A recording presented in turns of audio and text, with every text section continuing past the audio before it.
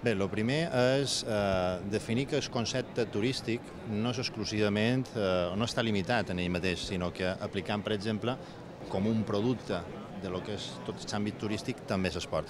De fet, penseu que quan van iniciar aquesta legislatura van crear la Conselleria de Turisme i Esport, precisament tenint en compte que un punt per potenciar el turisme que tenim nosaltres és precisament l'àmbit esportiu. Aquí hi ha molts expositors de diferents sectors, de diferents àmbits, però tots ells vinculats a lo que és el turisme.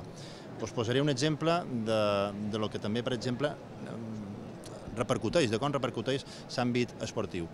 Cada setmana tindrem la TUI Maratón. La TUI Maratón s'esperen 9.500 persones, de les quals aproximadament el 70% d'elles no són residents a Balears.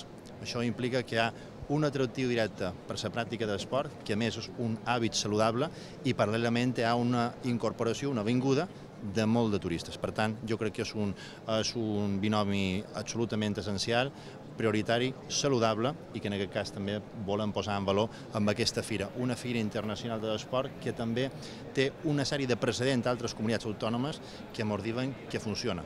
Si amb aquest precedent i el que és la geografia, les infraestructures i el potencial que té ja les Illes Balears, no es pot anar més que bé.